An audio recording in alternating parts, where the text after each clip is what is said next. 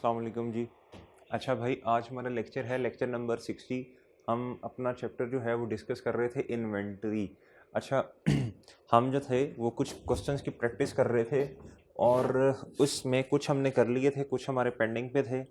अच्छा जी, ये 12 number MCQ ज़रा देखें। कहता है spice limited imported raw material from China worth ₹10 million. अच्छा जी, ये रॉ मटेरियल परचेज किया है जी चाइना से, इंपोर्ट किया है। दे पेड ₹800,000, 8 लाख यानी, एज इम्पोर्ट ड्यूटीज। कहता है और इसके अलावा एंड ₹200,000 यानी 2 लाख रुपया एज इम्पोर्ट टैक्सेस। कहता था import taxes were subsequently refunded by the government. आपको याद होगा हमने पढ़ा था, एक रिफंडेबल टैक्सेस होते हैं, एक नॉन रिफंडेबल होते हैं। जो नॉन रिफंडेबल टैक्सेस होते हैं वो कॉस्ट का पार्ट बन जाते हैं, वो कॉस्ट का पार्ट बनते हैं। यही बात जो है हमने चैप्टर नंबर 6 डेप्रीसिएशन वाले चैप्टर में भी पढ़ी थी।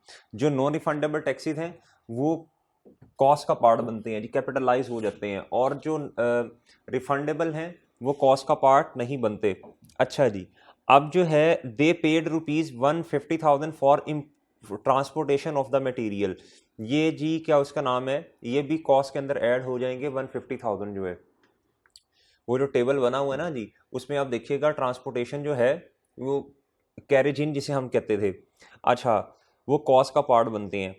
And an other ₹200,000 as port handling charges. ठीक है जी, हैंडलिंग चार्जेस जो हैं ये भी जो है वो कॉस्ट का पार्ट बन जाते हैं। 200,000 for loading the material at China. कहता है जी marketing expense were ₹100,000 and the general admin overheads amounted to ₹200,000। ऐसा जी मार्केटिंग एक्सपेंसेस है ना और एडमिन एक्सपेंसेस है, ये कॉस्ट का पार्ट नहीं बनते, ये एक्सपेंस आउट हम इन्हें कर देते हैं। अच्छा, अब उसने क्वेश्चन पूछा what will be the value of inventory. तो कैलकुलेटर पकड़ें जी। 10 मिलियन जो है ये आप इसे लिखें जी अपने कैलकुलेटर्स पे, 10 मिलियन प्लस कर दें। अच्छा 10 मिलियन जो है ना, अब इसे जीरो में बेशक आप ना लिखें, आप इसे ऐसे लिख लें 10 मिलियन को, बस इस तरह। ठीक है जी, जीरो बेशक ना लगाएं साथ, और इसके बाद 8 लाख इसमें ऐड करें। 8 लाख जब आप लिखेंगे ना 800,000, इसे जब डिवाइड करेंगे, आप क्वेश्चन मिलियन में सॉल्व कर रहे हैं, ठीक है जी। तो ये आ जाएगा 0.8 मिलियन। ठीक है, इसमें कर दें जी ऐड 0.8 मिलियन। अच्छा जी, अब आप आ जाएं जी आगे, कहता है 200,000 ये वाले जो हैं ये तो एक्सपेंस आउट हो जाने हैं जी, ये कॉस्ट का पार्ट नहीं बनने। कहता दे पेड ₹150,000 फॉर ट्रांसपोर्टेशन, ट्रांसपोर्टेशन इसमें ऐड हो जाएगा, ये बनेगा जी 0.15। अच्छा जी, उसके बाद जो हैंडलिंग चार्जेस हैं ये हैं जी 200,000। इसे जिस तरह आप इसे मिलियन में जब कन्वर्ट करेंगे ना तो ये जवाब आएगा +0.2। इन सारों को जब आप प्लस करेंगे तो जी जो जवाब आएगा वो आ जाएगा 11.15 मिलियन। ठीक है, आप इसे 6 जीरो के साथ मल्टीप्लाई कर देंगे तो ये आ जाएगा जी चार्ली, इसका ऑप्शन आता है। मिलियन में इसे कन्वर्ट कर लें आप तो इसका जो क्या उसका नाम है, ये सी आ जाएगा, चार्ली आ जाएगा इसका आंसर। उम्मीद है बात आपको समझ आ गई होगी। आगे आ जाएं जी। कहता है any amount of write down of inventory to net realisable value should. अच्छा जी, कहता है treated as deferred expenses and return of base on the average inventory holding period. नहीं जी, ये बात जो है ये सही नहीं है, ए वाला जो गलत है। असल में वो पूछना ये चाह रहा है जैसे ही इन्वेंट्री राइट डाउन हो जाए, राइट डाउन का मतलब क्या होता है जी, कॉस्ट ज़्यादा है और एनआरवी कम है तो हमें एडजस्टमेंट करनी पड़ती है, जिसे बोलते हैं एनआरवी की एडजस्टमेंट। और वो एडजस्टमेंट जो होती है, मिसाल के तौर पे कॉस्ट है जी ₹150, एनआरवी है 130, तो हमें जो है हमने किताबों में कॉस्ट रिकॉर्ड की होती है, तो हमें एनआरवी पे जब चीज़ को लेके आएंगे तो 20 का जो डिफरेंस आएगा इसकी हमें एडजस्टमेंट करनी पड़ती है। ठीक है जी, जिसे कहते हैं एनआरवी एडजस्टमेंट। तो उससे हमें इन्वेंटरी जो है ₹20 से कम करनी पड़ेगी, यानी क्रेडिट करनी पड़ेगी, और एक्सपेंस बनाना पड़ेगा ₹20 को, कॉस्ट ऑफ सेल को डेबिट करना पड़ेगा। इसे बोलते हैं जी एनआरवी की एडजस्टमेंट, और ये प्रॉफिट एंड लॉस में जाती है। अच्छा जी, अब कहता है जी recognise as an expense in the period in which the write down occurs. ये वाली बात सही है जी, जिस अकाउंटिंग पीरियड में क्या उसका नाम है एनआरवी कम हो जाएगी कॉस्ट से, हमें उसी काउंटिंग पीरियड में एडजस्टमेंट करनी पड़ती है ना। और क्या उसका नाम है, जिस अकाउंटिंग पीरियड की बातें की जा रही हैं उसी अकाउंटिंग पीरियड में इसकी एडजस्टमेंट कर रहे होंगे ना कि किसी अगले में या पिछले में। तो ये बी वाला ऑप्शन जो है ये सही है। इसमें चार्ली में कहता है रिकग्नाइज एज एन एक्सपेंस, इधर तक तो बात ठीक है, एक्सपेंस तो हमें रिकॉर्ड करना है इन द सब्सिक्वेंट पीरियड, नहीं सब्सिक्वेंट का मतलब होता है अगला, तो ये इधर से ही बात गलत हो गई है। कहता है रिकग्नाइज एज करंट लायबिलिटी, नहीं जी करंट लायबिलिटी थोड़ी रिकॉर्ड करते हैं, एक्सपेंस रिकॉर्ड करते हैं जी। जो ए वाला ऑप्शन है ना जी, इसमें है जी एवरेज इन्वेंट्री होल्डिंग पीरियड, ये असल में थोड़ा सा इररेलेवेंट सी बात हो जाती है। ये असल में कैप 3 में आप बड़ी डिटेल में पढ़ेंगे इन्वेंट्री होल्डिंग पीरियड क्या होता है, एवरेज इन्वेंट्री होल्डिंग पीरियड क्या होता है। ये आप उधर इंशाल्लाह बड़ी डिटेल में ये वाली सारी बातें पढ़ रहे होंगे। उधर एक चैप्टर आएगा मटेरियल के नाम से, ठीक है जी, EOQ के नाम से, तो उधर इंशाल्लाह आप ये सारी चीज़ें डिटेल में पढ़ रहे होंगे। अच्छा इसके बाद आगे आ जाएं जी। कहता है ये उसने डेफिनेशन पूछी है NRV की, नेट रियलाइजेबल वैल्यू की, तो पढ़ लेते हैं। The estimated selling price in the ordinary course of business less, ये वही बात है ना, एनआरवी के किसे बोलते हैं, estimated selling price less cost of completion less cost to sell. तो कहता है less estimated cost of completion and cost of sale, ठीक है। तो कॉस्ट ऑफ सेल में selling, distribution expenses, commission expense, इस तरह की चीजें आ जाती हैं, तो उसको क्या बोलते हैं जी, उसे एनआरवी कहते हैं। कहता है which of the following cost must be expensed, कहता है किसको हमने एक्सपेंस का पार्ट बना देना है, तो देख लें जी। कहता है जी cost of purchase that are paid to the suppliers of raw material, नहीं जी इसे एक्सपेंस थोड़ी बनाएंगे, इसे तो हम कॉस्ट के अंदर ऐड कर देंगे ना रॉ मटेरियल को। कहता है import duties on raw material that are paid to the authorities, authorities को जो रॉ मटेरियल जो हम इंपोर्ट ड्यूटीज़ पे करते हैं, ये तो अगर कुछ नहीं बताया तो उसे कॉस्ट के अंदर ऐड कर देंगे, सही है, एज्यूम ये करेंगे कि वो नॉन रिफंडेबल है, ये तो कॉस्ट के अंदर ऐड होती है ना, एक्सपेंस नहीं बनता। Variable production overheads that are allocated to each you, अच्छा जिधर भी प्रोडक्शन ओवरहेड्स की बात आ जाएगी ना तो उससे फिलहाल के लिए रोक लें, हम इंशाल्लाह काउंटिंग फॉर मैन्युफैक्चरिंग में बहुत डिटेल में इंशाल्लाह बात कर रहे होंगे। मैन्युफैक्चरिंग ओवरहेड्स के होते हैं, वेरिएबल ओवरहेड्स के होते हैं, फिक्स ओवरहेड्स के होते हैं, ठीक है जी। इस तरह की सारी बातें काउंटिंग फॉर मैन्युफैक्चरिंग में हम इंशाल्लाह डिस्कस कर रहे होंगे। मैंने पहले भी एक दफ़ा आपको शायद बताया, एक क्वेश्चन आया था, मैंने कहा था थोड़ी सी ब्रेक लगा लें, इंशाल्लाह अकाउंटिंग फॉर मैन्युफैक्चरिंग जो है उसमें इंशाल्लाह डिटेल में डिस्कस करेंगे। अच्छा इससे अगला डिस्ट्रीब्यूशन कॉस्ट, ये तो आपको वैसे ही पता है, नाम से भी पता चल रहा है ये एक्सपेंस का पार्ट बनता है जी, ये इसका डी होगा। अच्छा जी उसके बाद आ जाएं आप 16 नंबर पे। कहता है कामरान भाई इज एन एंटीक्स डीलर, अच्छा जी। कहता his inventory includes a clock which cost ₹158,000, जी जो ना कॉस्ट है क्लॉक की वो कितनी है जी, 158,000 है। कहता है Kamran expect to spend ₹7,000 on repairing the clock, ये रिपेयर कॉस्ट आ गई। अच्छा जी विच ये एस्टिमेटेड कॉस्ट ऑफ कंप्लीशन में आता है जी, ये रिपेयर कॉस्ट 7,000। कहता which will mean that he will be able to sell it for ₹260,000, ये which will be able to sell का मतलब है जी ये एनआरवी की बातें कर रहा है। ये एस्टिमेटेड सेलिंग प्राइस 260,000 है, सही है जी। और 7,000 क्या है जी, 7,000 है जी repair cost, cost of completion में आएगा।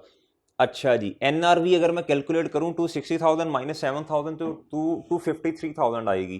कहता है to replace same item of inventory would cost 255,000। मैंने आपको बताया था, हमने एक चीज लिखी थी रिप्लेसमेंट कॉस्ट को हम क्वेश्चन में इग्नोर कर देंगे, तो इसे इग्नोर कर देंगे 255,000 को। सवाल ये है at what value should the clock be included in inventory, कायरोन्स कह लें या जो भी इसको अंग्रेजी में कहते हैं वो कह लें जी, इस भाई की इन्वेंट्री में, अच्छा इधर कायरोन इधर कामरान, ये थोड़ा सा गलत हो गया शायद, चले बहरहाल जो भी नाम है।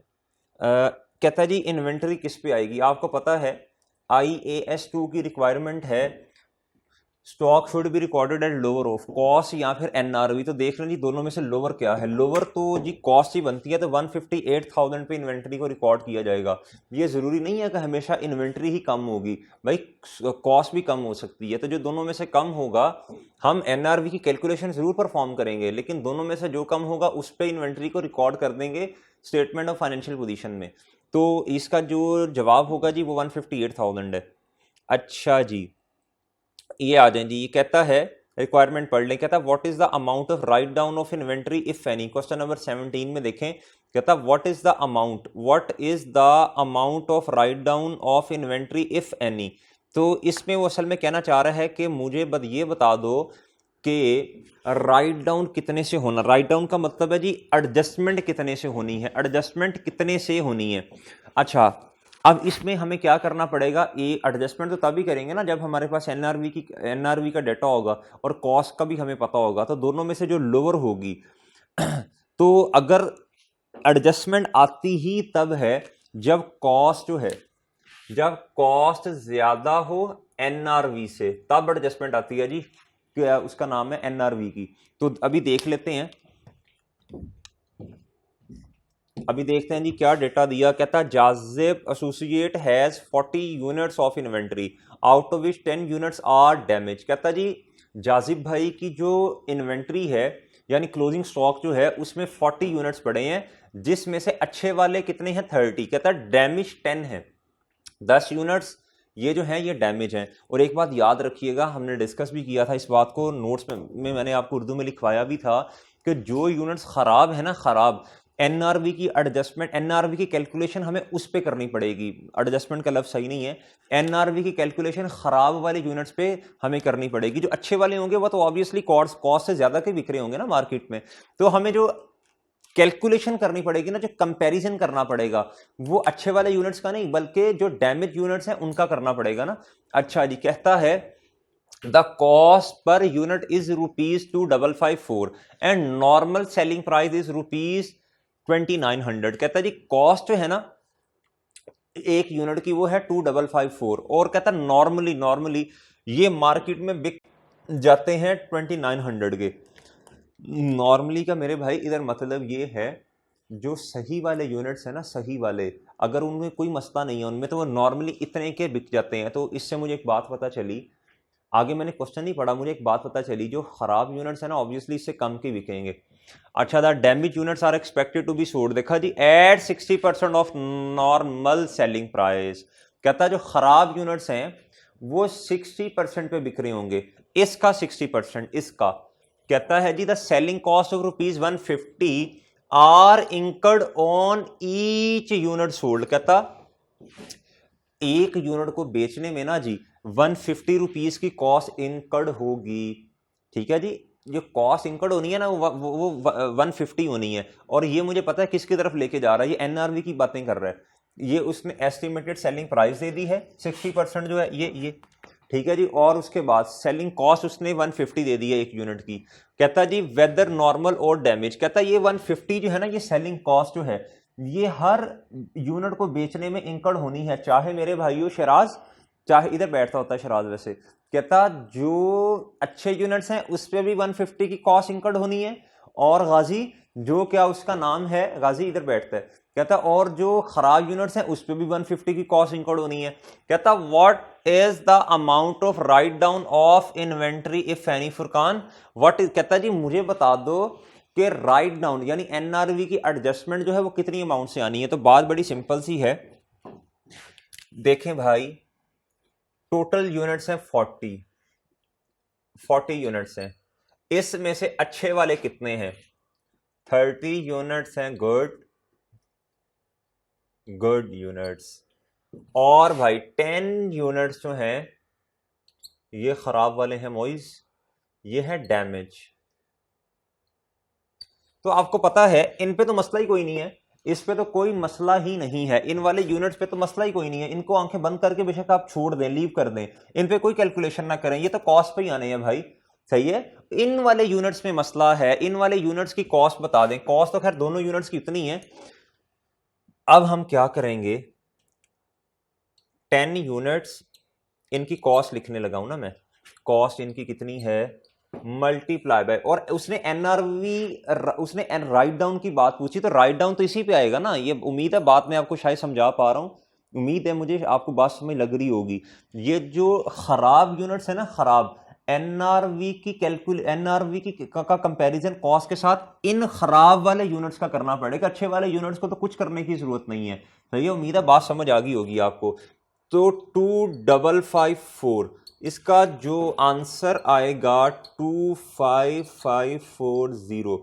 क्लास में मैं हूं और मेरे साथ अहमद भाई हैं। अहमद भाई हम ही हैं बस।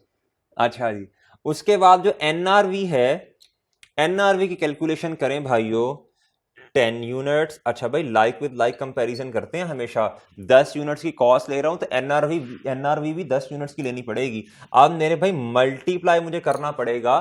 कहता है नॉर्मली कितने पे बिक जाते हैं मार्केट में, 2900 मल्टीप्लाई बाय 60 करना पड़ेगा ना।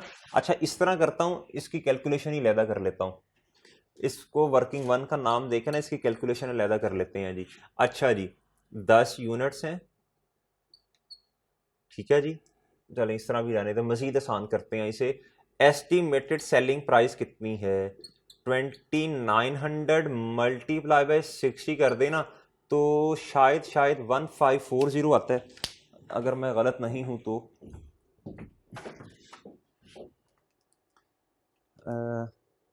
सॉरी 1740 आता है जी, 1740 रुपीज 1740 आ गया जी, रुपीज 1740। आगे देखें, लेस कहता है जी सेलिंग कॉस्ट भी आनी है, estimated selling cost. Estimated selling cost एक यूनिट की 150 है, कितनी है जी 150, ये माइनस हो जानी है जी। अब मुझे बता दें इसमें से 150 अगर मैं माइनस करता हूं तो 1590 आ गया जी। ये एक यूनिट का डेटा लिखा है मैंने। अगर मैं 10 यूनिट के साथ इसे मल्टीप्लाई कर दूंगा, मल्टीप्लाई बाय 10 यूनिट्स, तो ये आ जाएगा मेरे भाइयों 15590 रुपीज 15590। एनआरवी आ गई जी रुपीज 15590। तो देखें जी, हमने किताबों के अंदर हमने कॉस्ट पे एक चीज को रिकॉर्ड किया हुआ है, ठीक है जी, जो 25540 पे रिकॉर्डेड है, लेकिन लोअर एनआरवी है। लोअर क्या है जी, वो एनआरवी है, तो कितने की एडजस्टमेंट करनी पड़ेगी, 2599640 इसका जवाब होगा, उम्मीद है। अच्छा जी, कहता है 25540 माइनस 15590, 15590 25540 96 इसका, एक मिनट जी हमने कुछ गड़बड़ तो नहीं कर दिया, 25540।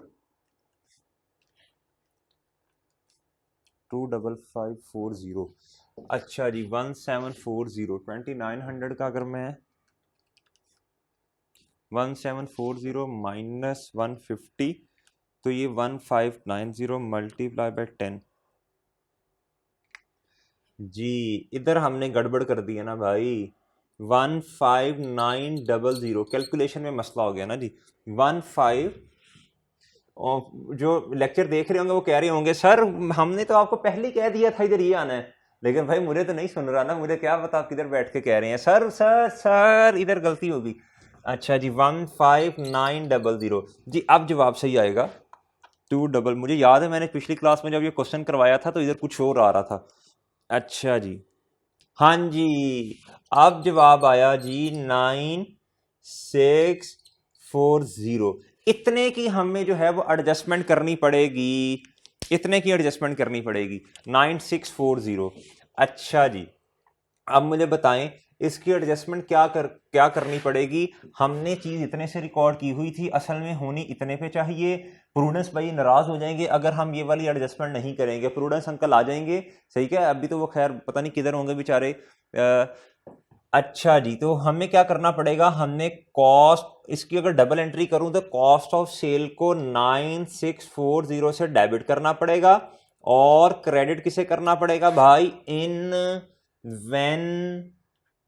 को 9640। ये डबल एंट्री हो जाएगी भाई, तो इतने की एडजस्टमेंट करनी पड़ेगी। इसका जवाब है 9640। इस तरह का कोई भी क्वेश्चन आ जाए तो इस तरह करके हम मेरे भाइयों इसे सॉल्व कर लेंगे। अच्छा जी, हाँ अगर वो ये कहता ना क्लोजिंग स्टॉक कितने पे रिकॉर्ड होना चाहिए, तो भाई फिर हमने क्या करना था, इधर से ये वाला उठाना था, और 30 यूनिट्स जो हैं इनकी, इसकी तो एनआरवी का मसला ही नहीं है। वो तो फिर हम एनआरवी अगर आप कैलकुलेट करेंगे ना इसकी अच्छे वालों की, तो 2900 यूनिट्स माइनस 150 कीजिएगा तो 2750 आएगा।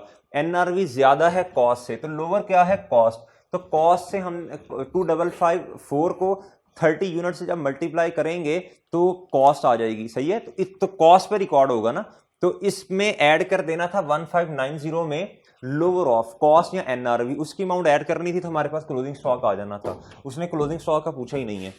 आगे आ जाएं, कहता है Ghalib uncle associates has 20 units of product C4 at a cost of ₹3660 each.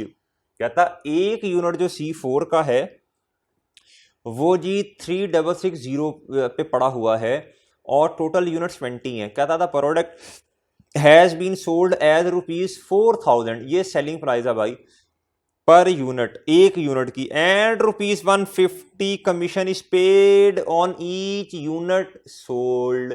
भाईजान एक यूनिट को बेचने में हमें कितना कमीशन पे करना पड़ता है, ये सेलिंग कॉस्ट होगी ना 150, तो अगर मैं एनआरवी निकाल लूं तो एनआरवी आएगी 3850 और कॉस्ट कितनी है 3660।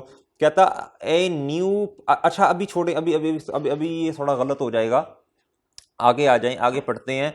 कहता a new product has been introduce by a competitor. कहता कंपेटिटर मार्केट में आ गया, सही है, कोई और बंदा आपके मुकाबले में आ गया, सही है। जब कोई भी नया बंदा आता है तो ऑब्वियसली अगर वो अच्छी क्वालिटी की चीजें देगा तो या फिर नया नया आया ना, या फिर डिस्काउंट पे चीजें दे रहा होगा, तो लोग उसकी तरफ शिफ्ट हो जाएंगे। कहता इट इज सिमिलर, मुझे इधर से पढ़ के ना ये कंपेटिटर की बात का लफ्ज पढ़ के मुझे याद आ गया कि एनआरवी की कैलकुलेशन करवाना चाह रहे हैं। कहता it is similar to product C4। कहता वो भी इसी तरह की चीज मार्केट में लेके आया, and is being marketed at ₹3200 per unit. देखा उसने क्या किया, उसने इसी तरह की जो प्रोडक्ट है C4 की तरह की, उसने उसकी कॉस्ट जो है वो कम कर दी। वो 3200 रुपए में चीज को बेच रहा है, आप कितने पे बेच रहे हैं, आप 4000 पे बेच रहे हैं भाई, और 150,000 आपका सेलिंग कॉस्ट है, यानी आप 3850 नेट अमाउंट पे जो चीज को बेच देते हैं, सही है। अच्छा जी, और वही चीज 3200 पे तकरीबन बेच रहा है। कहता Ghalib is of the opinion that in मुस्तकबिल it will have to reduce the price to ₹3500 per unit. ये वाली बात इंपॉर्टेंट है, इसे हाईलाइट कर लें।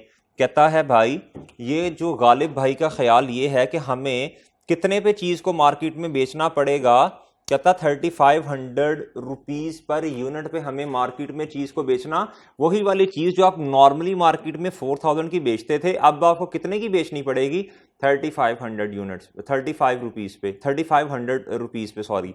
कहता जी अच्छा एनआरवी कैलकुलेट कर दें। एनआरवी जब आप कैलकुलेट करेंगे तो 35 एस्टिमेटेड सेलिंग प्राइस है 3500, इसमें से 150 जो है ये आप कमीशन भी तो पे करते हैं ना जी, तो बिल्कुल ये बात जो है ना ये इम्प्लाइड है, इधर बेशक आप लिख लें। पहले आप जो चीज़ 4000 पे बेचते थे उस पे 150 रुपीज़ कमीशन देते थे, अब प्राइस आपने कम की है, ठीक है, तो कमीशन तो अभी भी देना पड़ेगा आपको। तो 3500 माइनस आप करेंगे 150, तो आपके पास एनआरवी आ जाएगी, एनआरवी की अमाउंट आएगी 3350, नजर आ रहा 3350 नजर नहीं आ रहा होगा, 3350 एनआरवी आ गई। और भाई जो कॉस्ट है वो है 3660। कहता है कैलकुलेट, अच्छा एनआरवी ही उसने हमसे कैलकुलेट करवाना चाहिए, तो भाई एनआरवी आ गई 3350, एनआरवी पर यूनिट कितनी आ गई जी 3350। ये जवाब है, डेल्टा इसका जवाब होगा जी। उम्मीद है बात आपको समझ आ गई होगी। अच्छा कुछ बच्चों का ये ख्याल होगा सर ये एनआरवी नहीं है, तो product has been sold as rupee, ये तो उसने नॉर्मल इन्फॉर्मेशन दी है ना जी आपको, ये तो उसने नॉर्मल इन्फॉर्मेशन दी कि पहले वो इतने की चीज बेचता था, कंपेटिटर मार्केट में आ गया। अच्छा हम एक बात याद रखिएगा, जब भी कोई वाकया रूनुमा हो जाता है ना, उसके बाद हम कितने की चीज मार्केट में बेचेंगे वो एस्टिमेटेड सेलिंग प्राइस आपने लेनी है। ये तो पहले वाली है 4000 जो है, उसके बाद कंपेटिटर कितने का बेच रहा है ये हमसे रेलिवेंट नहीं है, ये कंपेटिटर की है, हमारी नहीं है। हाँ अगर वो कह दे कि कंपेटिटर जितने का बेच रहा हम भी उतने की बेचेंगे, फिर वो चीज हमसे रेलिवेंट हो जाएगी। लेकिन इस क्वेश्चन में उसने कहा पहले हम इतने की चीज बेचते थे, कंपेटिटर इतने की बेचेगा 3200 की, हम फिर उसके बाद अब न्यू वाली जो हमारी सेलिंग प्राइस है वो 3500 है। तो इधर लिख लें बेशक आप, वाकया रूनुमा होने के बाद यानी कंपेटिटर के आने के बाद या चीज डैमेज होने के बाद हम जितने की बेचेंगे ना कल को मार्केट में, वो वाली चीज रेलिवेंट है। उम्मीद है बात मैं समझा पा रहा हूं आपको। अच्छा जी, तो ये 3350 आंसर है भाई। अच्छा कहता है कहता जी what is the amount of write down of inventory. इसमें भी उसने राइट डाउन की अमाउंट पूछी हुई है मेरे भाइयों। इस क्वेश्चन में ना उसने ये असल में अभी मुझे याद पड़ता है ये वाला जो क्वेश्चन है ना, इसमें एनआरवी की एडजस्टमेंट करनी नहीं पड़ेगी। एनआरवी की एडजस्टमेंट जीरो है। क्यों? इसमें एनआरवी ज्यादा है और कॉस्ट कम है। तो जब कॉस्ट कम होती है तो हमने पहले ही चीज को कॉस्ट पर रिकॉर्ड किया होता। चलें तसल्ली कर लेते हैं क्वेश्चन को पढ़ के। कहता arm associates has 40 units of inventory, out of which 10 units are damage, 10 unit खराब हो गए। The cost per unit 2000। कहता जी कॉस्ट है जी एक यूनिट की 2000। कहता है and normal selling price is 3000। कहता और नॉर्मली आप चीज मार्केट में बेचते हैं 3000 की। कहता the damage units are expected to be sold at 80% of normal selling price. अच्छा ठीक है जी, 80% कर देंगे 3000 का। कहता the selling cost of ₹100 are incurred on each unit sold. कहता वेदर नॉर्मल और डैमेज। कहता नॉर्मल यूनिट्स हो चाहे डैमेज यूनिट्स हो, सेलिंग कॉस्ट तो आपको 100 पे करनी ही पड़ेगी। कहता what is the amount of write down. तो जी देखें 3000 का अगर मैं 80% करूंगा तो 2400 आएगा, -100 कर दूंगा तो एनआरवी आ जाएगी 2300। एनआरवी आएगी 2300, एनआरवी आ गई 2300 और जी कॉस्ट कितनी है भाई 2000। तो भाई ये पहले ही लोअर है, ये पहले ही लोअर है। सॉरी कॉस्ट तो लोअर पे रिकॉर्डेड है और हमने पहले ही अपनी किताबों में चीज को 2000 पे रिकॉर्ड किया हुआ है। सो हमें कोई भी एडजस्टमेंट करने की जरूरत नहीं है। इसका जवाब आएगा नील, डी इसका जवाब होगा जी। अच्छा जी, ये वाला एमसीक्यूज तो हम बहुत दफ़ा क्लास में डिस्कस कर चुके हैं, 2 दफ़ा टेस्टों में आया है और 1 दफ़ा वैसे भी हमने डिस्कस किया, तो ये आपको याद होगा। इसका जवाब क्या है? 21 वाला भी हम डिस्कस कर चुके हैं। अच्छा जी, हाँ 22 वाला करना पड़ेगा। कहता है what is the impact on closing inventory if any item having cost of ₹2500। कहता है एक आइटम ऐसी जिसकी कॉस्ट 2500 है और एनआरवी 3000 है। आपको पता दोनों में से जो लोअर है उस पर रिकॉर्ड करते हैं। हैज बीन ओमिटेड, कहता ओमिट कर दिया, गायब कर दिया, उसे रिकॉर्ड ही नहीं किया from year end inventory count. कहता जी आपने एक चीज जो है जिसकी कॉस्ट 2500 एनआरवी 3000 उसको किताबों में रिकॉर्ड ही नहीं किया। तो कहता बता दें जी क्लोजिंग इन्वेंट्री पे क्या इंपैक्ट होगा, अंडरस्टेट होगी या ओवरस्टेट होगी। तो बड़ी सादा सी बात है, जब आपने रिकॉर्ड ही नहीं किया तो ये अंडरस्टेटेड है। क्लोजिंग इन्वेंट्री अंडरस्टेटेड है 2500 रुपीज, 2500 से लोअर ऑफ है ना, 3000 ज्यादा है 2500 कम है, तो अंडरस्टेटेड बाय ₹2500। इसको इस तरह भी पूछा जा सकता था। आगे मेरा ख्याल क्वेश्चन आ रहा है कि इसका प्रॉफिट पे इंपैक्ट पूछता, तो भाई अगर क्लोजिंग स्टॉक अंडरस्टेटेड है तो प्रॉफिट भी 2500 से अंडरस्टेटेड होना था। अच्छा जी, कहता है इफ क्लोजिंग, अच्छा ये अगली बात ही आ गई, if closing inventory is accounted for as ₹240,000 instead of 180,000। तो कहता देन बता दें क्या होगा। कहता क्लोजिंग इन्वेंट्री को आपने 240,000 से रिकॉर्ड किया हुआ है, क्लोजिंग इन्वेंट्री ओवरस्टेटेड है, होना 180,000 से चाहिए, आपने 240,000 से रिकॉर्ड किया, तो भाई क्लोजिंग इन्वेंट्री इस टाइम ज्यादा है, सही है, ज्यादा रिकॉर्डेड है। तो भाई क्लोजिंग इन्वेंट्री अगर ज्यादा होगी तो प्रॉफिट भी मेरे भाइयों कौन से वाला प्रॉफिट, अब ये कॉस्ट ऑफ सेल में आती है क्लोजिंग इन्वेंट्री, तो जीपी भी इफेक्ट होगा, ऑपरेटिंग प्रॉफिट भी इफेक्ट होगा और नेट प्रॉफिट भी इफेक्ट होगा। तो हर तरह का प्रॉफिट जो है वो ओवरस्टेटेड होगा, एग्जैजरेटेड होगा। इसका अल्फा जवाब है जी। अच्छा जी भाई, ये 24 वाला हमने पहले ही किया हुआ है, चलें एक दफ़ा दोबारा देख लें। अगर आपने देखना है आप इस तरह करें जी, ये वेटेड एवरेज मेथड है, वेटेड एवरेज मेथड है, ठीक है जी। वेटेड एवरेज मेथड में एक तो ओपनिंग स्टॉक हमारे पास पड़ा, एक परचेज आ गई, अब हमें वेटेड एवरेज रेट निकालना पड़ेगा। आप इस तरह इसकी कैलकुलेशन कर लें, 35,000 यूनिट्स मल्टीप्लाई करें 3.5 पर यूनिट पे, आपके पास एक कॉस्ट आएगी, फिर प्लस करें उसमें 40,000 यूनिट्स मल्टीप्लाई बाय 5 यूनिट्स, ये टोटल आपके पास परचेज कॉस्ट आ गई या टोटल कॉस्ट आ गई, डिवाइड कर दें टोटल यूनिट से 35,000 प्लस 40,000 75,000 यूनिट्स GI। मेरा ख्याल 4.3 इसका जवाब आ रहा होगा। आप इसे जब जी 4.3 पर यूनिट इसका आंसर है जी। रेट आ गया हमारे पास। कहता सेल आपने कर दी है 50,000 यूनिट्स की। उसने हमसे पूछा कॉस्ट ऑफ गुड सोल्ड अब मुझे बता दें कितनी है।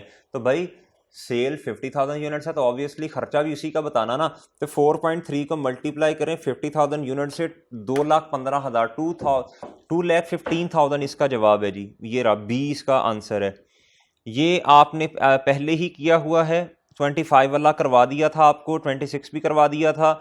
हाँ जी 27 वाला करवाना है जी। MPL पूछा उसने क्या, कहता है which of the following statement is सही। कहता है MPL is in the business of procuring a specific type of machinery and sells them. Procuring का मतलब है जी खरीदना और फिर आगे उसे बेच देना, परचेज करना इसका मतलब है। And sells them to international markets, भाई चीज़ खरीद के आप इंटरनेशनल मार्केट में बेच देते हैं। During the year MPL boat 4 machine costing.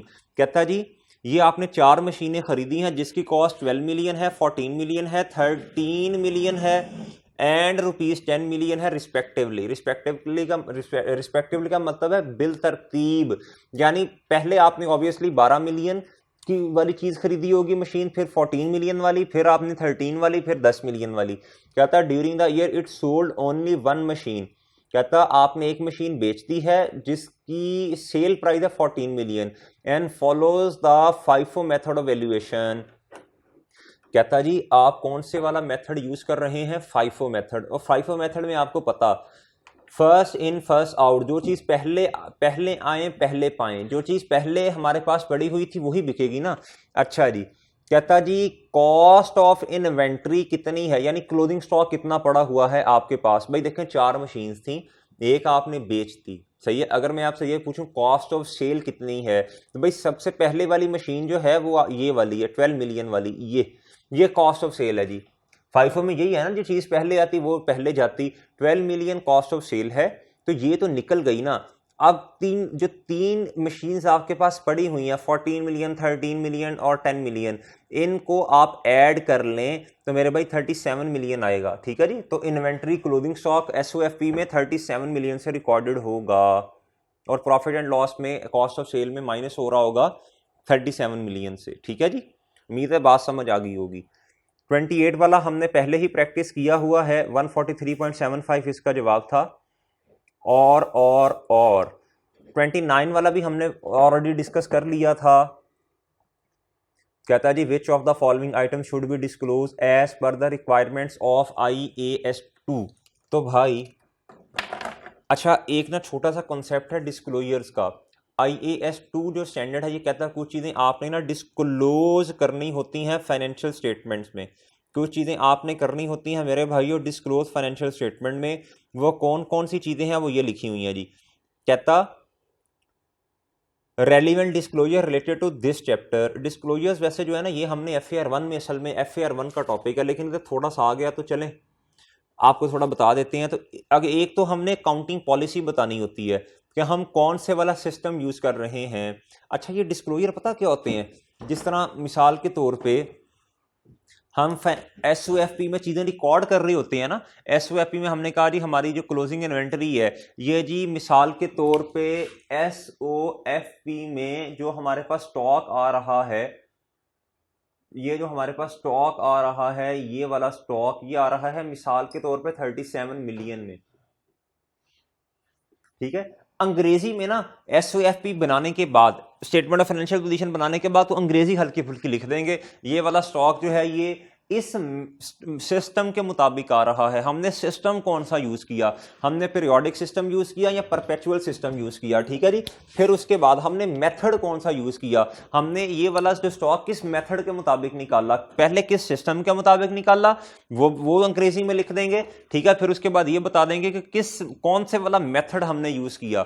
Method 2 या FIFO या फिर क्या उसका नाम, अंग्रेजी में एक लाइन में बता देना बस। ठीक है। ये हमारे सिलेबस का पार्ट नहीं है लेकिन ये MCQs आ जाता है, सही है। तो इसलिए मैं आपको बता रहा हूं 2 ही सिस्टम 2 ही मेथड्स हैं। ठीक है। FIFO या वेटेड एवरेज। कहता है उसके बाद carrying amount of inventory. Carrying amount का मतलब है कितने पे एसओएफपी में स्टॉक, कितने से एसओएफपी में स्टॉक आ रहा है, एनआरवी से आ रहा है या फिर कॉस्ट पे आ रहा है, जितने से आ रहा होगा वो अंग्रेजी में बता देंगे। ठीक है जी, ये क्या उसका नाम है कि ये स्टॉक, ये कैरिंग अमाउंट इन्वेंटरी की कितनी है।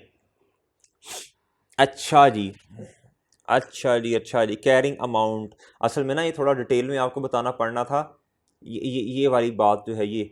ठीक है जी, ये अंग्रेजी में बता देंगे। सही है कि हमारा स्टॉक जो है उसकी क्या उसका नाम है, असल में कैरिंग अमाउंट इतनी है, इतने से आ रहा, उस जिसकी एनआरवी इतने से है, इस तरह की अंग्रेजी, बस इसे इग्नोर कर दें, बस ये याद कर लें कैरिंग अमाउंट हमने बतानी होती है। अच्छा जी, कैरिंग अमाउंट आपको उम्मीद है, देखें जब हमने डेप्रिसिएशन का चैप्टर पढ़ा था हमने बताया था हमारा जो एसेट है इतने से किताबों में आ रहा। सही है, मिसाल के तौर पे बिल्डिंग है, लेस हमने एक्यूमुलेटेड डेप्रिसिएशन कर दी थी, जब वो निकाल दी तो नीचे हमारे पास बुक वैल्यू आती थी ना। बुक वैल्यू के 2-3 नाम है, उसे कैरिंग अमाउंट भी कहते थे, उसे बुक वैल्यू भी कहते थे, बीवी भी कहते थे, नेट बुक वैल्यू भी कहते थे। सही है भाई, तो इसी तरह ये कैरिंग अमाउंट है, इतने से हमारी चीज़ें किताबों में आ रही हैं। Amount of inventory recorded as an expense in profit and loss during the period या फिर ईयर। अच्छा जी भाई, अमाउंट ऑफ इन्वेंट्री इसका मतलब, अच्छा एक बात ना याद रख लें, प्रॉफिट एंड लॉस में ना, प्रॉफिट एंड लॉस में एक बात समझ लें मेरे भाइयों, ये मैं statement of profit and loss, ये प्रॉफिट एंड लॉस जो है इसके एक्सट्रैक्ट्स अगर मैं बनाऊं ना,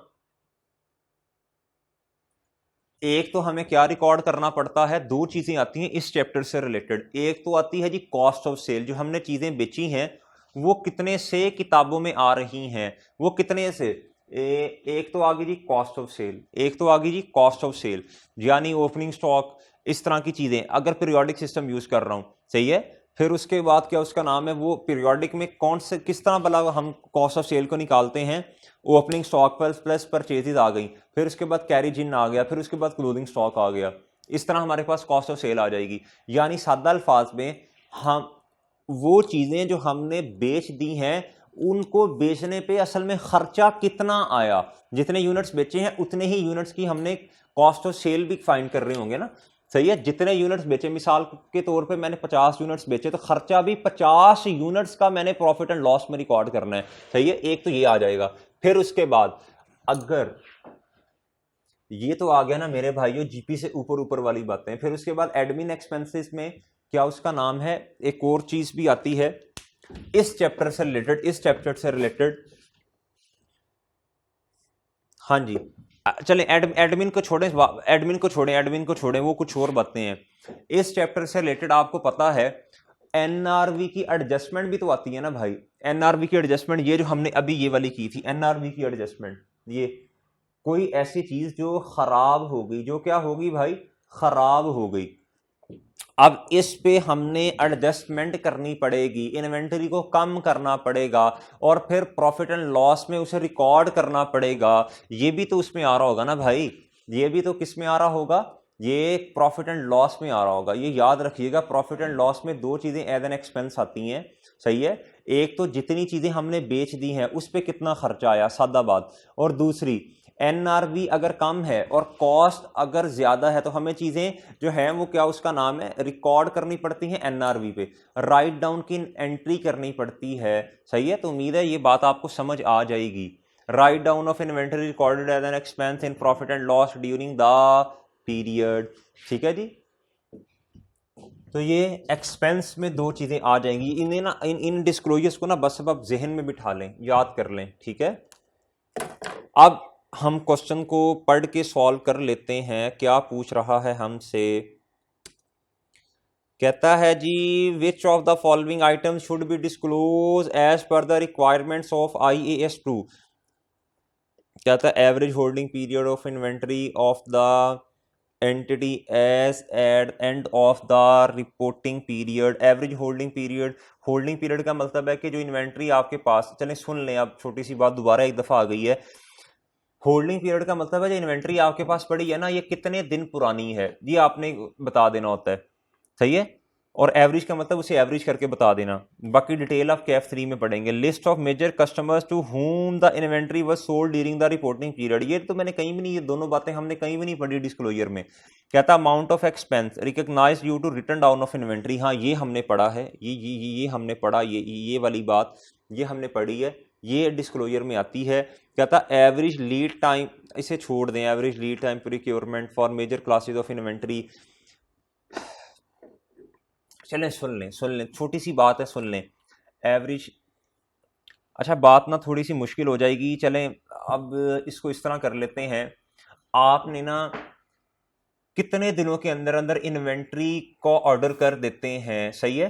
मिसाल के तौर पे आप वीकली इन्वेंट्री को ऑर्डर करते हैं, आपके पास ऑर्डर आ रहे हैं, आपने चीज़ों को फिर बनाना भी होता है। अच्छा ये बात ना इररेलेवेंट है, ये पेपर पॉइंट ऑफ व्यू से बिल्कुल बात इररेलेवेंट है, तो इसे करना भी नहीं चाहिए वैसे, लेकिन चले हल्का सा सुन लें। आपने अपने पास ना हिसाब किताब हर बंदा करता है, भाई मैंने कितने दिनों के बाद जो है वो चीज़ रॉ मटेरियल या कोई भी चीज़ जो मैंने मंगवानी है, सही है, उसका ऑर्डर करना है मार्केट में, कितने दिन मैं अपना टाइम पीरियड अपने माइंड में रखूं कि जारी बात है एक चीज़ जो है वो मैं आज अगर उसका ऑर्डर दूंगा तो 5-6 दिन तो चीज़ को आने में लग जाएंगे, 4-5 दिन, 2-4 दिन बनाने में लग जाएंगे, सही है। तो ऑर्डर भी मेरे पास आए होंगे, तो कस्टमर को मैक्सिमम जो है वो अगर मुझे एक चीज़ जो है वो 2 हफ्ते के बाद कस्टमर को डिलीवर करनी है, तो मैंने फिर माइंड में ये भी तो भाई सोचना है ना कि वो जो चीज़ जो 12 दिनों के बाद मैंने देनी है वो उसका रॉ मटेरियल मेरे पास पड़ा हुआ है या नहीं पड़ा हुआ, सही है। अगर पड़ा हुआ है तो 2-4 दिन बनाने में लग जाएंगे, वो तो मसला नहीं है।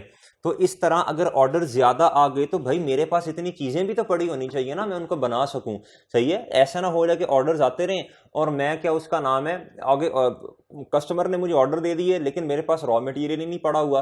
तो हमने ये हिसाब किताब लगाना होता है हर बिजनेस ने, मेरे पास कितनी चीज़ें पड़ी होनी चाहिए हर वक्त, कितना रॉ मटेरियल पड़ा होना चाहिए कि मैं कस्टमर्स के ऑर्डर को मीट कर सकूं, सही है। इसलिए ना फिर हम एक ना आइडेंटिफाई एक थोड़ा नंबर अपने जहन में सोच के रख लेते हैं, सही है, फिर उस हिसाब से जो सप्लायर है उसे ऑर्डर कर देते हैं, सही है। तो इस तरह की बातों को ना कहते हैं जी average lead time of procurement. यानी जब मुझे पता चलता है ना कि भाई अब मेरे पास चीज़ें कम होने कम हो रही हैं, तो फिर मैंने ऑर्डर देना होता है आगे क्या कहते हैं सप्लायर को, 7 दिन के बाद, 10 दिन के बाद, 12 दिन के बाद, 15 दिन के बाद, ठीक है भाई। तो ये फिर हर बिजनेस जो है वो अपनी रिक्वायरमेंट के हिसाब से ऑर्डर दे रहा होता है, सही है। बस इसके सादा अल्फाज में ये समझ लें बस इसे, बाकी डिटेल्स कैफ 3 में आप पढ़ रहे होंगे। अच्छा जी, which of the following is not a disclosure requirement of IAS 2, इसमें देख लें भाई, इसमें हमने जो चीज़ें पढ़ी हैं is not a disclosure requirement. The accounting policy बिल्कुल डिस्क्लोजर रिक्वायरमेंट है, ये देखें accounting policy. Cost formula use, ये देखें कॉस्ट फार्मूला यूज, ये बिल्कुल ये वाला कॉस्ट फार्मूला भाई फाइफो है या वेटेड एवरेज है, ये भी डिस्क्लोजर में बताते हैं। The amount of write down of inventory recognise, ये बिल्कुल ये वाली बात, amount of write down of inventory. कहता है the location of each place where entity keep, ये नहीं है, ये डिस्क्लोजर में हम नहीं बताते भाई। अच्छा जी, तो ये डी इसका जवाब है भाई।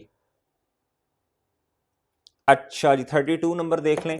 कहता है जी super electronics bought 10 air conditioners for ₹50,000 each. एक जो एसी है ना जी उसकी कॉस्ट उसने बताई है 50,000, इतने का उसने खरीदा और टोटल 10 हैं। कहता 2 of these were installed in the office, कहता 2 जो है ना आपने, असल में हुआ पता क्या है, हमने जब चैप्टर पढ़ा था फिक्स एसेट का डेप्रीसिएशन का, तो कहा था आपको जब हम कोई चीज़ खरीदते हैं भाई, तो उसे हमने इस पर्पस के लिए ख़रीदा कि ये हम अपने ऑफिस में इस्तेमाल करेंगे, तो उसे हम as property plan equipment treat कर लेते हैं, सही है। उसे हम फिक्स एसेट्स का पार्ट बना लेते हैं, नॉन करंट एसेट, ठीक है। एक चीज़ के ना 2-3 क्या उसका नाम है 2-3 तरह से इस्तेमाल की जा सकती है। मिसाल के तौर पे एसी है, मैंने पहले भी इसकी एग्जांपल दी थी आपको। ये वाला जो एसी है ना मेरे भाई, इससे हम अगर हमारा बिजनेस ये है कि हम इसे एज इट इज़ आगे बेच देंगे तो इसे एज एन इन्वेंटरी रिकॉर्ड करेंगे IS 2 के मुताबिक। अगर मैंने ये वाला एसी खरीदा मेरा काम तो ये है कि मैं एसीयों को बेचता हूं, लेकिन भाई बाज़ औक़ात मुझे एसी जो है वो अपने अपने लिए भी तो इस्तेमाल करना पड़ सकता ना। मैं इस एसी को अपने लिए इस्तेमाल कर लूंगा, ऑफिस में कहीं इंस्टॉल कर लूंगा, ताकि जो एम्प्लॉयज़ बैठे हैं या जो भी कस्टमर्स आएंगे उनके लिए एसी लगा होगा। ठीक है, ये मैंने बाहर से भी तो खरीदना ना, तो खुद मैं जो एसी मेरे पास पड़ा वो मैंने इस्तेमाल कर लिया। सही है, तो इसी तरह की बातें जो है वो इधर कर रहा है। लेकिन जैसे ही मेरे एक बात याद रखिएगा, एक चीज को कहीं कई तरह से इस्तेमाल किया जाता, लेकिन हमने फिर देखना, हमने पढ़ा था ना क्लासिफिकेशन, तो फिर हमें क्लासिफाई करना पड़ेगा। जिस मकसद के लिए इस्तेमाल किया जा रहा उस जगह पे, सही वाले खाने पे उस चीज को फिर हमें रखना पड़ता है। सही है, तो ये हम देख लेते हैं इस क्वेश्चन में क्या बातें करने जा रहा है। कहता है 2 एसी हमने इंस्टॉल कर लिए अपने ऑफिस में, यानी फिर ये वाले जो एसी है ना, ये फिर इन्वेंट्री के तौर पे इस्तेमाल नहीं हो रहे, बल्कि ये ऑफिस में हो रहे हैं, ये नॉन करंट एसेट है। कहता 3 हमने सेल कर दिए कस्टमर्स को at a profit margin, profit में 3 एसी हम कस्टमर को बेच दिए। सही है भाई, ठीक है। And remaining are held in the stock for resale, और 5 यूनिट्स ऐसे हैं, 5 एसी ऐसे हैं जो हम फ्यूचर में बेचेंगे, यानी ये क्लोजिंग स्टॉक है। कहता which of the following represents correct accounting treatment. कहता कॉस्ट ऑफ सेल कितनी है भाई, याद रखिएगा जो एसी हमने अपने लिए इस्तेमाल किए हैं वो तो नॉन करंट एसेट है। वो क्या है, नॉन करंट एसेट। में आपको ना ट्री बना के दिखाता हूं,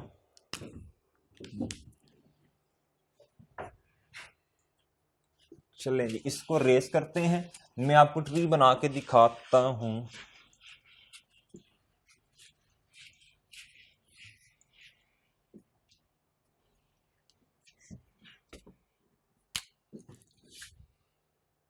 अच्छा जी, 10 एसी हैं भाई। अच्छा जी, जिसमें से 2 हमने अपने लिए इस्तेमाल कर लिए फॉर ऑफिस यूज। ठीक है जी। अच्छा, 3 एसी हमने सेल कर दिए, 5 जो मैं यूनिट्स लिख रहा हूं बस। अच्छा जी, 5 जो है ये हम फ्यूचर में बेचेंगे, ये हमारा क्या है, क्लोजिंग स्टॉक है। ठीक है जी। अब इसकी जो अमाउंट है, इन वाले इस चीज की जो अमाउंट है ये आ जाएगी जी 50,000 का एक है ना, तो 1 लाख के एसी जो हैं ये मेरा आ गया जी non current asset, non current asset. सही है, ये आ जाएगा जी प्रॉपर्टी प्लांट इक्विपमेंट में आ जाएगा। उसके बाद 3 एसी जो हैं ये मेरी आ जाएगी जी कॉस्ट ऑफ सेल, जो मैंने बेच दिए उनका खर्चा कितना है जी 150,000।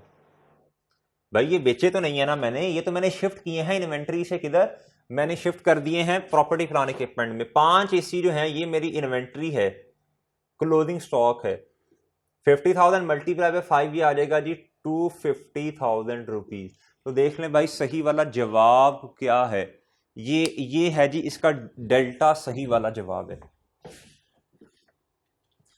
अच्छा जी, अगला पढ़ लें। कहता है जी Hulk building material use 500 cement bags from inventory for constructing parking area.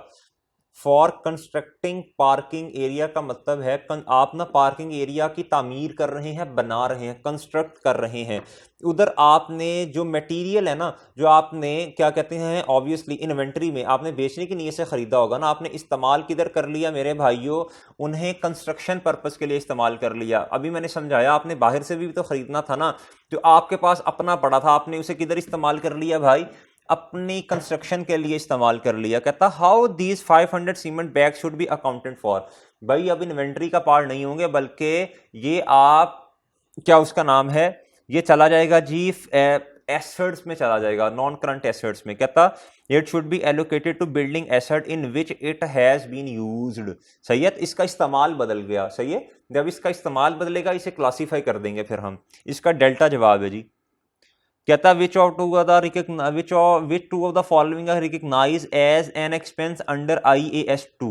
कहता इन्वेंट्री सोल्ड, बिल्कुल सही बात है भाई, इन्वेंट्री सोल्ड जो सेल की है उस पर कॉस्ट ऑफ सेल खर्चा भी तो आएगा ना, ये प्रॉफिट एंड लॉस में आता है। इन्वेंट्री रिमेन अनसोल्ड, भाई ये तो SOFP statement of financial position में आता है, करंट एसेट आएगा।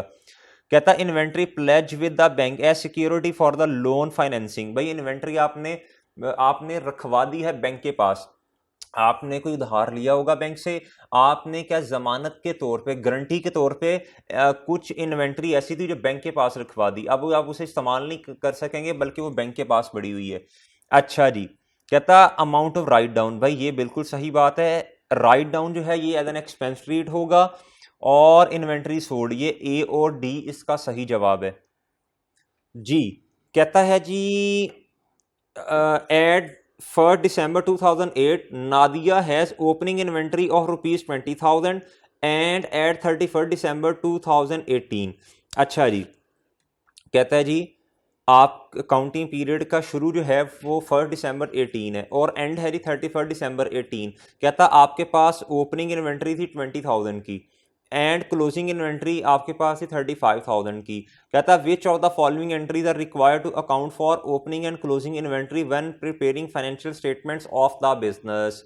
अच्छा, इसमें उसने हमसे ये नहीं पूछा कि सिस्टम के मुताबिक बता दें जी ओपनिंग और क्लोजिंग की एंट्री होती है। हमें पता है कि परपेचुअल में ओपनिंग और क्लोजिंग इन्वेंट्री की कोई एंट्री नहीं होती, पीरियोडिक में होती है। उसने ये बात ही नहीं की, उसने क्वेश्चन को खुला छोड़ा हुआ है। ये तो हमें इस तरफ जाने की जरूरत ही नहीं है किस सिस्टम में होती किस में नहीं होती, बल्कि हमने सीधी सीधी एंट्री बता देनी है। ये हमने दो तरीके से मेमोराइज किया हुआ था, सही है।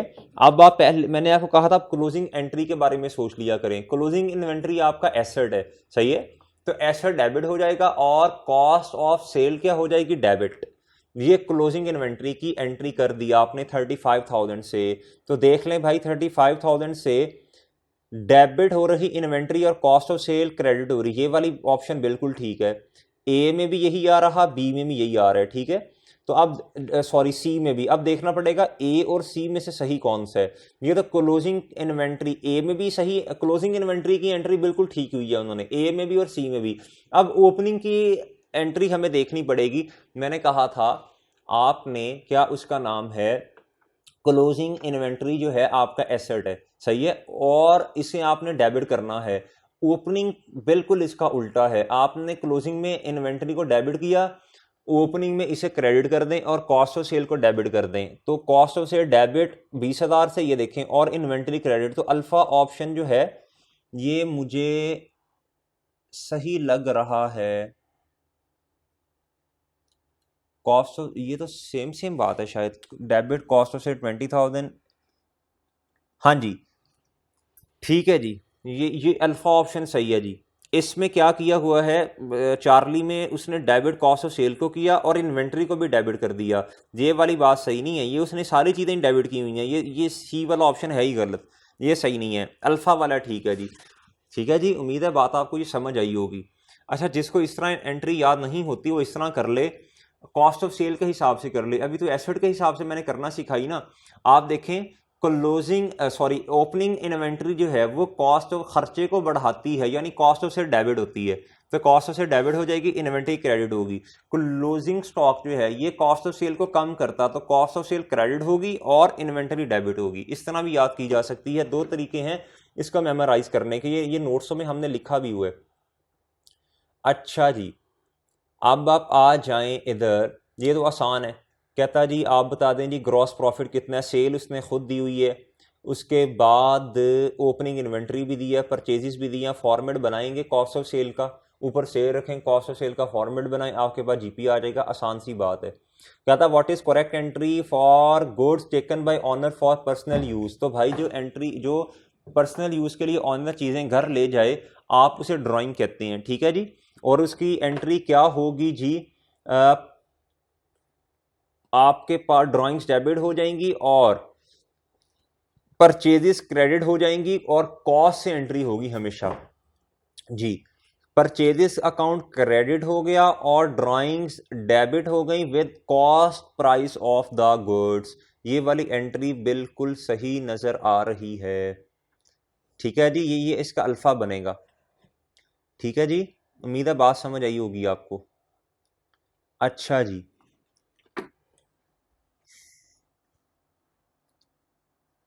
अच्छा इसमें ना बी आप देखेंगे तो बी में ना उसने ओपनिंग इन्वेंट्री लिखा, ये ओपनिंग इन्वेंट्री वाली बात सही नहीं है, ओपनिंग इन्वेंट्री वाली बात सही नहीं है।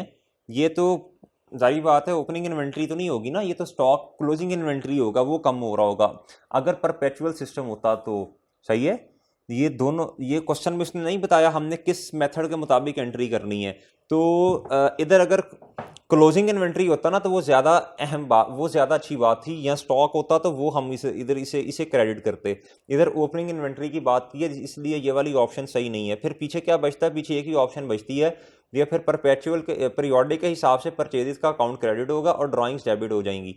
हम अगर इसका सोल्यूशन खोल लें ताकि उधर से कंफर्म भी कर लें, इसका अल्फा ही बनेगा 37 का जी। Purchase account debit, drawings credit, इसका अल्फा ही बन रहा है भाई, अल्फा है जी इसका जवाब। ये बी इसलिए सही नहीं है, इधर ओपनिंग इन्वेंट्री लिखा हुआ, ओपनिंग इन्वेंट्री नहीं होता, ओपनिंग इन्वेंट्री गलत है, ये गलत है। इन्वेंट्री होना चाहिए था और वो क्लोजिंग होना चाहिए था, और वो परपेचुअल में ऐसा होता है। सही है। अगर वो कहता है ना पीरियोडिक और परपेचुअल दोनों में बता दें क्या क्या एंट्रियां होनी है, तो पीरियोडिक में तो ये सही है, परपेचुअल में इधर इन्वेंट्री यानी क्लोजिंग इन्वेंट्री होना चाहिए था, फिर ये दोनों सही हो जाते। अच्छा जी, कहता है जी ये ऊपर वाली बात सेम बात, जो 500 यूनिट्स उसने कंस्ट्रक्शन एरिया के लिए इस्तेमाल कर लिए थे सीमेंट के, तो भाई उसकी एंट्री की पूछ रहा है, बता दें क्या होगी under periodic inventory accounting system. तो भाई आप देख लें पीरियोडिक सिस्टम में परचेजेस जो हैं वो क्रेडिट हो जाएंगी और डेबिट नॉन करंट एसेट होगा। तो इसका जवाब जो है वो सी होगा भाई, सी। पीरियोडिक सिस्टम है ना चूंकि, तो इसका ये सी होगा, सी क्रेडिट परचेजेस। ये इन्वेंट्री नहीं होगा, इन्वेंट्री तब होता जब परपेचुअल सिस्टम होता। तो वो कहता है जी if trial balance includes purchase, तो इधर से पता चल गया अगर परचेज ट्रायल बैलेंस में आ रही है तो पीरियोडिक सिस्टम है। ये इसका डेल्टा जवाब है जी। अच्छा जी, ये 40-41 हमने ऑलरेडी किया हुआ है। कहता an entity uses periodic system which of the following two are सही for recording credit sale transaction. भाई पीरियोडिक सिस्टम है, पीरियोडिक, तो भाई सही क्या है? जब सेल कर दिया है तो रिसीवेबल डेबिट हो जाएंगे, क्रेडिट सेल की है ना, और सेल्स क्रेडिट हो जाएगा। और which of the following two are correct. और भाई कॉस्ट ऑफ सेल क्या होगी? डेबिट, और क्रेडिट क्या हो जाएगी? परचेज। और सी में दिया कॉस्ट ऑफ सेल डेबिट और क्रेडिट हो जाएगी इन्वेंट्री। अच्छा जी, no other entry is required. भाई एक बात गौर से देख लें, परपेचुअल सिस्टम में कॉस्ट ऑफ सेल की रेडिली एंट्री हो जाती है, जैसी सेल होती है ना साथ ही हम कौन सी एंट्री कर देते हैं? कॉस्ट ऑफ सेल की भी। लेकिन चूंकि पीरियोडिक में हमें कॉस्ट ऑफ सेल का नहीं पता होता, तो सिर्फ यही वाली एंट्री होती है, सिर्फ ये एंट्री होती है, डेबिट रिसीवेबल और क्रेडिट सेल्स। ठीक है, ए और डी सही है, ए और डी सही है भाई। ठीक है, अगर परपेचुअल होता फिर ये सेल की एंट्री भी करते, साथ जो है हम कॉस्ट ऑफ सेल की एंट्री भी करते, जो कि सी भी फिर सही हो जाता अगर परपेचुअल होता। ये चूंकि पीरियोडिक सिस्टम में ये लिखा हुआ है, तो इसमें कोई और कॉस्ट ऑफ सेल की साथ ही एंट्री नहीं होनी, बल्कि वो तो हम पीरियड एंड पे कैलकुलेट करते हैं। तो सही जवाब है ए एंड डी। ये है जी 42 नंबर, ये इसका ए और डी सही है भाई। अच्छा जी, और यही बात अब आप देख लें, N entity uses perpetual inventory system, तो इसमें मैंने आपको बता दिया परपेचुअल इन्वेंट्री सिस्टम है, तो मेरे भाइयों आपको क्या एंट्री साथ करनी पड़ जानी है? Which of the following is required to incorporate closing year inventory at time of preparation of financial statements. तो भाई इसमें आप देख लें परपेचुअल सिस्टम है, अब आपको कहता है which of the following is required to incorporate closing year inventory at time of preparing financial statement. इसमें पता क्या पूछना चाह रहा, जरा गौर से बात को समझ लें। इसमें पूछना चाह रहा है क्लोजिंग एंट्री बता दें, क्लोजिंग ईयर एंड पे क्लोजिंग इन्वेंट्री की एंट्री बता दें। तो भाई परपेचुअल सिस्टम में क्लोजिंग और ओपनिंग स्टॉक की कोई एंट्री नहीं होती। ये नोट्सों में जो डिफरेंस है ना उसमें लिखा भी हुआ है। ये 43 में देखिए, नो एडजस्टमेंट इज रिक्वायर्ड। ठीक है, अगर यही बात होती पीरियोडिक सिस्टम में, तो पीरियोडिक में हम क्लोजिंग की एंट्री करते हैं, इन्वेंट्री डेबिट करते हैं, कॉस्ट ऑफ सेल क्रेडिट कर देते हैं। सही है, जिसने इसको ये वाली बात याद ना हो, जिस मेरे मासूम दोस्त को, वो इधर आके डिफरेंसेस को ज़रा गौर से पढ़ ले, इंशाल्लाह ये वाली बात आपको याद आ जाएगी। हाँ जी, ये देखें इधर लिखा हुआ है हमने, ये रहा, ये परपेचुअल है, ये पीरियोडिक है, ठीक है। परपेचुअल में कहता है no entry for opening and closing stock, इसमें पर पीरियोडिक में एंट्री होती है, ठीक है। ये बात वो पूछना चाह रहे हैं असल में, उम्मीद है बात समझ आ गई होगी। कहता जी an entity uses periodic system which of the following is required to incorporate normal loss of inventory. भाई पीरियोडिक सिस्टम में नॉर्मल लॉस की कोई एंट्री नहीं होती, no journal entry is required. ये आप इधर आएंगे तो इधर आके बेशक पढ़ लीजिएगा, ये डिफरेंसेस में ये बात लिखी हुई है। No entry in case of normal loss, किस में पीरियोडिक में कोई भी एंट्री नॉर्मल लॉस की नहीं होती भाई, ये लिखा हुआ है इधर, ठीक है, एक दफा पढ़ लीजिएगा। अच्छा जी, अच्छा जी। कहता an entity uses periodic inventory system which of the following two are correct for recording a credit sales return transaction. Credit sales return transaction की क्या एंट्री होगी भाई? भाई देखें, सेल रिटर्न जो है वो डेबिट हो जाएगी, सही है, और डेटर्स क्रेडिट हो जाएंगे, रिसीवेबल्स क्रेडिट हो जाएंगे, इसके अलावा कोई और एंट्री नहीं होगी, कॉस्ट ऑफ सेल की एंट्री नहीं होगी। वैसे अगर यही परपेचुअल होता तो आपने जब सेल की होगी तो आपने कहा होगा डेटर डेबिट सेल्स क्रेडिट, ठीक है, ये बातें तो सही है। पीरियोडिक में भी यही है, सेल की एंट्री, और परपेचुअल में भी यही है। हाँ, परपेचुअल में आप सेल के साथ कॉस्ट ऑफ सेल डेबिट करते हैं, इन्वेंट्री क्रेडिट करते हैं। अगर रिटर्न हो जाए तो कॉस्ट ऑफ सेल को कम करना पड़ेगा, खर्चे को कम करें, फिर कॉस्ट ऑफ सेल क्रेडिट हो जाएगी और इन्वेंट्री डेबिट हो जाएगी, ठीक है। लेकिन पीरियोडिक में ये वाली हरकत नहीं करनी, क्योंकि कॉस्ट ऑफ सेल आपके पास रेडीली अवेलेबल नहीं होती। तो इसका जवाब आएगा जी, एक तो से रिटर्न अल्फा, और डी इसका जवाब आ जाएगा 45 का जी, बिल्कुल।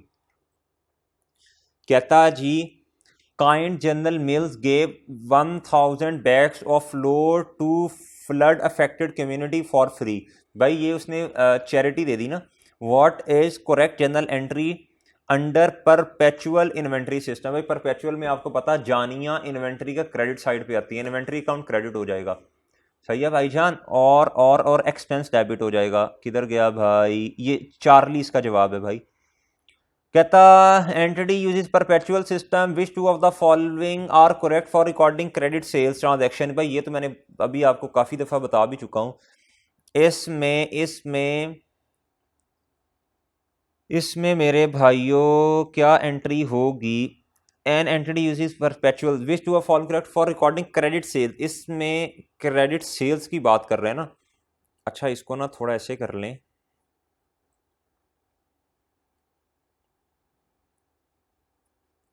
इसको ऐसे कर लें, फॉर क्रेडिट सेल्स, हाँ सॉरी, क्रेडिट से रिटर्न की बात कर रहे हैं ना, उसने लिखा हुआ है, मैं रिटर्न लिखने लिखा था, लगा था। तो भाई क्रेडिट से रिटर्न में आपको कौन सी एंट्री करनी पड़ेगी? से रिटर्न डेबिट और receivables credit. Cell return debit और रिसीवेबल्स क्रेडिट, एक तो ये एंट्री। फिर कॉस्ट ऑफ सेल की एंट्री भी करनी है, खर्चा कम करना पड़ेगा, कॉस्ट ऑफ सेल क्रेडिट हो जाएगी और इन्वेंट्री डेबिट हो जाएगी। ये भी एंट्री भी आपको करनी पड़ेगी भाई। अल्फा और बीटा इसका जवाब होगा 47 नंबर में जी, ठीक है जी। अच्छा जी, परपेचुअल के अंदर कहता जी क्रेडिट सेल्स की एंट्री बता दें, रिसीवेबल डेबिट होंगे, क्रेडिट सेल्स क्रेडिट होंगी, कॉस्ट ऑफ सेल डेबिट होगी और इन्वेंट्री क्रेडिट होगी। अल्फा और चार्ली जवाब है जी 48 का। अच्छा जी, अच्छा, मार्कअप और मार्जिन ना, ये एक छोटा सा कॉन्सेप्ट है, ये मैं इंशाल्लाह अगले लेक्चर में अभी आपको समझाता हूँ, इसको अभी फिलहाल छोड़ दीजिएगा। भाई कॉस्ट ऑफ परचेज में क्या शामिल होता है? फ्रेट इन शामिल होगा भाई, बीटा जवाब है इसका। कहता था counting concept that requires valuation of inventory at lower of cost और एनआरवी, इसमें हमने डिस्कशन काफ़ी की है, ये प्रूडेंस कॉन्सेप्ट है भाई। भैया मार्जिन ये मैं अभी आपको समझाता हूँ। कहता जी 53 in which inventory system cost of sale is updated after each sales transaction, perpetual होता है भाई ये।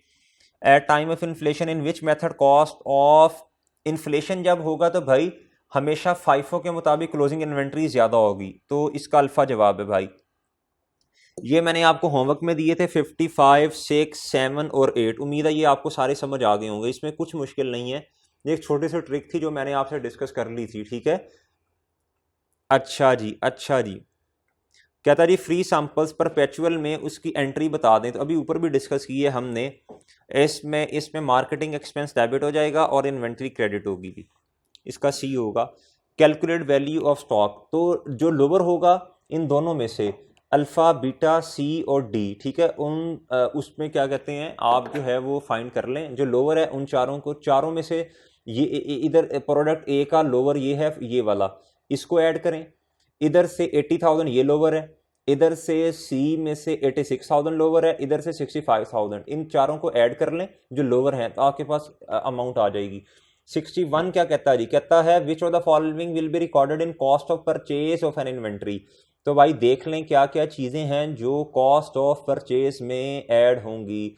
बाई ट्रेड डिस्काउंट और रिबेट, एडजस्टेबल टैक्सेस ना, federal excise duty and custom duty बिल्कुल ऐड होते हैं, फ्रेट भी ऐड होता है। तो भाई ट्रेड डिस्काउंट और रिबेट तो माइनस हो जाते हैं ना। अच्छा जी, तो 61 का जो जवाब होगा, 61 का जी, which of the following will be recorded in cost of purchase of an inventory. इसको अगर हम इधर से देख लें, हमने एक टेबल बनाया हुआ है मेरे भाइयों, कौन कौन सी चीज़ें जो हैं वो ऐड होती हैं कॉस्ट में। जी देखें जी, ये है जी डिस्काउंट, वेदर ट्रेड और कैश सेटलमेंट एंड रिबेट्स, ये एक्सक्लूड हो जाती हैं। क्या होती हैं ये? एक्सक्लूड हो जाती हैं, ये कॉस्ट का पार्ट नहीं बनती। सही है। अगर रिबेट मैंने आपको समझाया था, ये क्या कहते हैं सब्सिडी टाइप होती है, गवर्नमेंट आपको सब्सिडी दे देती है। मिसाल के तौर पे आपने एसेट खरीदा 10,000 का, गवर्नमेंट ने आपको 1,000 उस पर क्या कहते हैं एडजस्टमेंट दे दी, सब्सिडी दे दी कि 1,000 हमारी तरफ से है। गवर्नमेंट खुश होगी ना। आपने क्या कहते हैं एसेट लगाया, गवर्नमेंट ने कहा जी लोग आप लोगों को इस पे काम पे रखेंगे, सही है, एम्प्लॉयमेंट बढ़ेगी, गवर्नमेंट ने खुश होके आपने जो प्लान लगाया उस पर आपको सब्सिडी दे दी। अब ये कॉस्ट में से आपने माइनस कर देना है, ठीक है जी। तो इसका जो जवाब है ना भाई वो है जी federal excise duty and custom duty, C और डी इसके आंसर हैं, ठीक है। इधर 61 में ना, 61 में ये ट्रेड डिस्काउंट भी है, ये तो एक्सक्लूड होता है ना, ये एक्सक्लूड होता है, ये इसका जवाब है भाई, सी और डी। कहता था net realisable value of an item of stock in its actual और एस्टिमेटेड सेलिंग प्राइस, कहता है जी plus all further cost to completion and all cost to be incurred in marketing selling. भाई प्लस नहीं होता, less होता है, less all further cost, ठीक है, ये सी होगा ना, to be cost to be incurred in marketing selling and distribution, तो इसका सी होगा जी, 62 का सी होगा। अच्छा जी, कहता था counting concept that required valuation of inventory at lower of cost, ये मेरे ख्याल रिपीट हुआ, प्रूडेंस होता है। अच्छा जी, ये हमने पहले ही ऑलरेडी डिस्कस किया हुआ है। कहता what is the impact on invent closing inventory if item having cost 2000 net realisable value 25 has been omitted from year end inventory. तो 2000 से इन्वेंट्री जो है आपकी मेरे भाइयों क्या है जी, अंडरस्टेटेड है। क्या है जी? अंडरस्टेटेड है। इसका चार्ली होगा 64 का, इन्वेंट्री अंडरस्टेटेड बाय 2000। 65 पे आ जाए भाई। कहता है when NRV of the product is less than cost, तो ये खतरे की बात है। Then normally which entry is required to be pass, normally तो भाई कॉस्ट से डेबिट और इन्वेंट्री क्रेडिट, ये वाली एंट्री होगी भाई इसकी, कॉस्ट से डेबिट इन्वेंट्री क्रेडिट। कहता वह वो आइडेंटिफाई। अच्छा ये बिफोर वाला ना, ये मैं थोड़ा सा आपको समझाता हूँ, ये 66 वाला मैं भी आपको समझाता हूँ, ये अभी इंशाल्लाह आपको अगले लेक्चर में आपको समझाता हूँ, ठीक है जी। बाकी ये सारे एक एक एमसीक्यूज मैंने आपको खुद करवाए हैं, ये सारे क्या कहते हैं जितने भी हैं मैंने सिंगल एमसीक्यूज आपके साथ डिस्कस कर लिया। उम्मीद है इस चैप्टर में आपका कोई मसला नहीं आना चाहिए। आप 2-3 छोटे छोटे से कॉन्सेप्ट हैं, एक है जी मार्जिन और मार्कअप का, एक है एनआरवी एडजस्टमेंट में ना एक छोटी सी चीज़ हमने डिस्कस करनी है मजीद, ठीक है। उसके बाद एनआरवी रिवर्सल का एक छोटा सा कॉन्सेप्ट है, ये हम इंशाल्लाह अगले वाले लेक्चर में डिस्कस करते हैं। ये वाला लेक्चर ख़त्म जी, अगले लेक्चर में आपके साथ मुलाकात होगी। अल्लाह हाफिज़।